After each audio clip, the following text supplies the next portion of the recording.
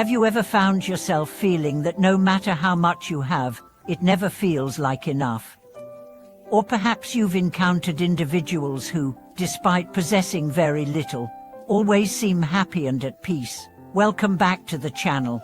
In today's video, we are going to delve into a concept that seems simple but is incredibly profound, the idea that being content or knowing enough can bring true wealth. But how can contentment truly make us richer? Is it really the key to happiness and fulfillment, or just an abstract idea that doesn't apply to our modern world? Let's explore this question together and see how understanding and practicing contentment can change the way we experience both material wealth and inner peace. We often associate wealth with material possessions, but what if true wealth isn't defined by what we have, but by how we feel about what we have? If contentment is the key to happiness, we are often told, but how many of us actually pause to reflect on this? In the hustle and bustle of our lives, it's easy to lose sight of the profound wisdom behind this statement. We live in a world where constant striving and the accumulation of more, whether it's money, possessions, or status, are seen as the ultimate goals. But can the pursuit of more really bring us the happiness we are searching for? Or is there a deeper, more meaningful source of wealth that we overlook? In Buddhism, contentment is not just about accepting the status quo or resigning to a life of mediocrity. It is about finding peace and satisfaction in the present moment, irrespective of external circumstances. It's about appreciating what we have right now, rather than perpetually longing for something we don't yet possess. The Buddha taught that suffering rises from desire and attachment, and by practicing contentment, we can free ourselves from the never-ending cycle of craving and dissatisfaction. At its core, contentment is about balancing our desires with the reality of our circumstances. It doesn't mean we stop striving for improvement or abandon our ambitions. Instead, it teaches us to be at peace with our journey and to appreciate the small moments of happiness and fulfillment that arise along the way. It's about recognizing that no matter how much we acquire, there will always be something more to desire. The key to true wealth, therefore, lies not in endless accumulation, but in the ability to be content with what we have in the present moment. Let's compare contentment with the opposite, the relentless pursuit of more. The person who is always chasing after the next big thing, whether it's a bigger house, a fancier car, or more recognition, will always be in a state of dissatisfaction. Their happiness is fleeting, tied to external achievements or possessions, and as soon as they acquire what they thought would make them happy, they are already seeking the next thing. This cycle of striving and discontentment is exhausting, both mentally and emotionally. For now, let's look at the person who practices contentment. This individual may not have the same material wealth, but they are rich in a deeper sense. They find joy in the simple pleasures of life, the warmth of a smile from a friend, the beauty of a sunrise, the satisfaction of a job well done. Contentment allows them to feel complete and fulfilled, regardless of the external circumstances. They are at peace with what they have, and this inner peace is the true wealth that Buddhism speaks of. The Buddha's teachings on contentment highlight the fact that true wealth is not about how much we own, but about the peace and satisfaction we experience internally. He who is content with little is truly rich, the Buddha taught, emphasizing that our internal state of mind is far more important than any external accumulation. This doesn't mean that material wealth is bad or that we should avoid striving for it, but it does suggest that wealth in the material sense is not the ultimate measure of success or happiness. True wealth is found when we are able to be content with what we already have in the present moment. What is contentment so powerful? It's because it liberates us from the endless chase for more, the source of much of our stress and dissatisfaction.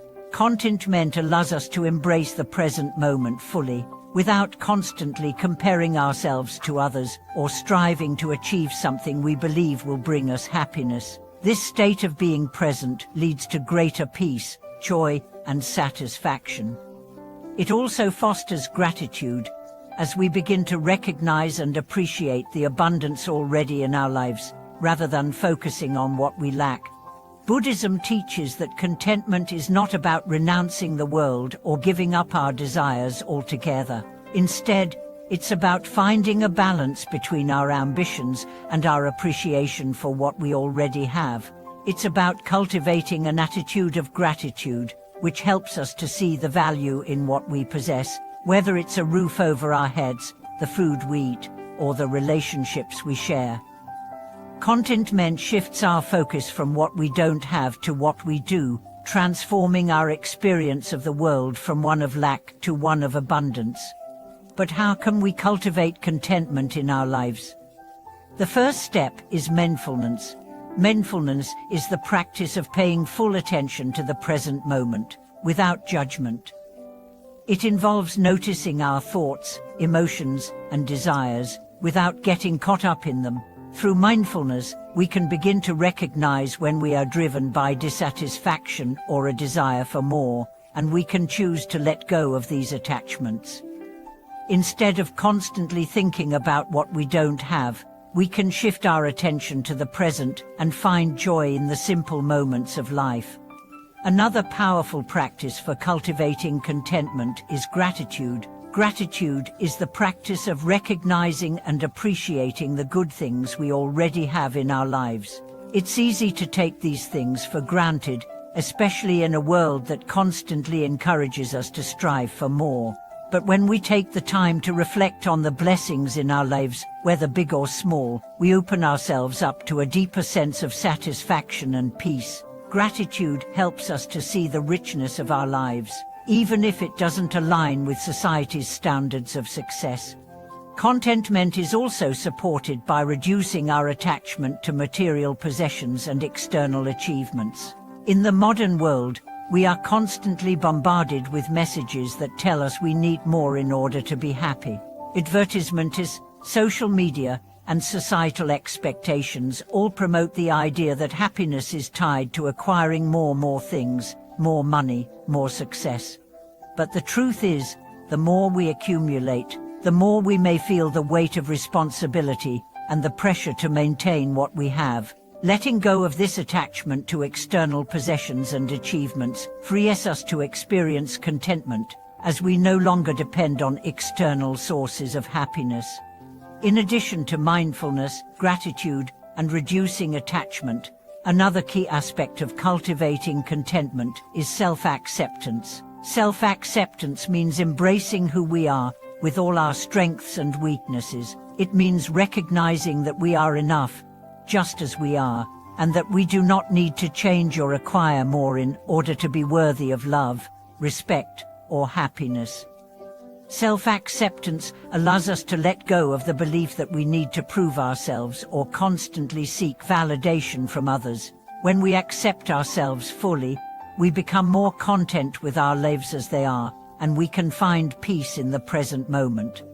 In the end, contentment is the key to unlocking true wealth. It is not wealth in the material sense, but wealth in the form of peace, happiness, and inner fulfillment. Contentment brings us freedom from the endless chase for more, allowing us to live with gratitude and joy in the present moment. It is the foundation of a truly rich life, where happiness is not defined by external possessions, but by the peace we cultivate within ourselves. As we continue to explore the theme of contentment as the true wealth, it's important to delve deeper into the transformative power that contentment holds within our lives. When we look at how modern society measures success through wealth, status, material possessions, and achievements, it becomes clear that many of us have adopted an external metric of value that has little to do with our inner well-being. The Buddha's teachings, however, turn this idea on its head, suggesting that true happiness and wealth rise from an internal state of mind, cultivated through mindfulness, self-reflection, and the practice of contentment. In the modern world, we often find ourselves running a race against time, against others, and even against ourselves. There's always something more to achieve, something else to acquire. We are constantly urged to strive for better, bigger, and more, believing that happiness will be found when we finally reach that elusive goal. However, as many have discovered, even after achieving the next milestone, the sense of fulfillment doesn't last. The cycle continues, and we find ourselves back at square one, still longing for more. Buddhism offers a radically different approach, one that teaches us to stop and appreciate what we already have. The Buddha encouraged his followers to find joy not in the attainment of material wealth or external success, but in the simple act of living with awareness and contentment. He taught that when we are able to recognize and appreciate the present moment as it is, free from our attachments to what we lack, we open the door to a deeper, more lasting sense of fulfillment. This shift in perspective helps us realize that happiness is not something we must chase, it is something we can create in the here and now through contentment. One of the most profound aspects of contentment is its ability to cultivate peace within us. When we are no longer preoccupied with the desire for more, we experience a freedom from the stress and anxiety that constantly accompanies striving. The search for material possessions, social approval, or external validation often brings with it a sense of tension and dissatisfaction. We are in a perpetual state of yearning, always feeling that something is missing. However, when we adopt a mindset of contentment, we begin to experience peace. We realize that we are enough just as we are, and that true happiness arises from the internal sense of satisfaction and wholeness that we cultivate in the present moment. The practice of contentment also encourages us to embrace the concept of sufficiency. Sufficiency is the recognition that what we have is enough, and that we do not need more in order to be happy. It is a way of living that does not rely on external circumstances to determine our sense of well-being. In a culture that constantly urges us to strive for more, this practice is a radical act of self-liberation. By embracing sufficiency, we stop measuring our worth by what we don't have, and instead begin to find joy in what we already possess, both materially and emotionally. For many of us, the concept of sufficiency may feel foreign or even uncomfortable. We are conditioned to believe that more is always better, that accumulating more will lead to greater happiness. But the reality is that no amount of material possessions or external achievements can fill the emptiness created by an insatiable desire for more. The more we acquire, the more we are driven to pursue what we don't have, and this cycle can feel endless. By practicing contentment and sufficiency, we break free from this cycle and learn to appreciate the richness of the life we already have. This shift allows us to let go of the never-ending pursuit of external wealth and instead find fulfillment in our inner peace and satisfaction. Another essential aspect of contentment is the role it plays in reducing our attachments. In Buddhism, attachment is seen as one of the primary causes of suffering. When we attach ourselves to people, possessions, or outcomes, we create a false sense of security that ultimately leads to dissatisfaction. Attachments led to a constant state of craving and fear, craving for more, and fear of losing what we have.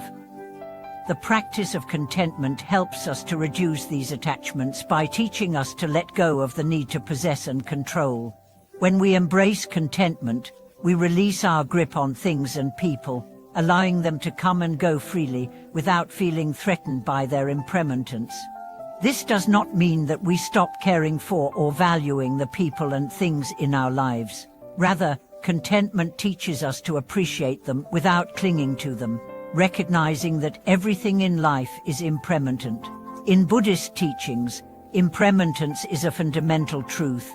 The understanding of impermanence helps us to cultivate a sense of gratitude for the present moment and to let go of our attachments to outcomes. By living with the awareness of impermanence, we are better able to appreciate life's fleeting beauty and find contentment in the present, rather than constantly seeking more in the future. Living with contentment also helps us foster deeper connections with others. When we are constantly striving for more or comparing ourselves to others, we create a sense of distance and competition. We may even find ourselves resenting others for what they have or for their perceived success. But when we practice contentment, we let go of these comparisons and instead focus on cultivating gratitude for the people and experiences that are already present in our lives. Contentment allows us to see others not as rivals, but as fellow travelers on the path of life. We begin to appreciate them for who they are, rather than what they have or what they can offer us. This shift in perspective opens the door to more authentic, compassionate relationships. Through the practice of contentment, we also develop a greater sense of self-compassion. Many of us have been conditioned to believe that we must always be striving for more, that we are not enough unless we achieve or acquire. This constant striving can leave us feeling exhausted, depleted, and disconnected from ourselves. However, contentment encourages us to accept ourselves as we are, without judgment or self-criticism. It teaches us to acknowledge our strengths and weaknesses, our successes and failures, without the need to prove ourselves to anyone. By practicing self-compassion, we cultivate a sense of peace and self-acceptance that allows us to live with greater ease and joy. It's also important to note that contentment doesn't mean we stop pursuing personal growth or self-improvement.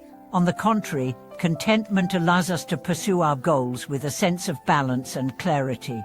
Instead of approaching our ambitions with a sense of lack or desperation, contentment encourages us to pursue our passions with joy and curiosity, knowing that our happiness is not dependent on the outcome. It allows us to be fully engaged in the present moment, finding fulfillment in the process rather than waiting for a distant future moment of success or completion. The practice of contentment, therefore, is not about resignation or complacency. It is about embracing life as it is and finding joy in the present moment. It is about learning to appreciate the simple pleasures of life, cultivating gratitude for what we have, and letting go of the desire for more. It is about finding peace within ourselves, regardless of external circumstances, and recognizing that true wealth lies not in possessions or achievements, but in the ability to live with contentment and gratitude. As we cultivate contentment in our lives, we begin to shift our perspective on wealth and success. Instead of measuring our worth by external markers such as the size of our bank account or the accolades we receive, we begin to recognize the richness that exists within. True wealth is not about accumulating more, it is about appreciating the abundance that already surrounds us. When we practice contentment, we align ourselves with the deeper truths of life, finding peace, fulfillment, and joy in the here and now. Thank you for watching this video. I hope today's discussion has provided you with new insights into the true nature of wealth and contentment. Contentment is not a passive state, it is an active practice that brings us peace and fulfillment, regardless of external circumstances. I encourage you to begin cultivating contentment in your own life through mindfulness, gratitude, and self-acceptance. If you have any thoughts or experiences to share, please leave a comment below. Don't forget to like and subscribe to the channel to continue exploring these profound teachings with us. Until next time, may you live with contentment, peace, and true wealth.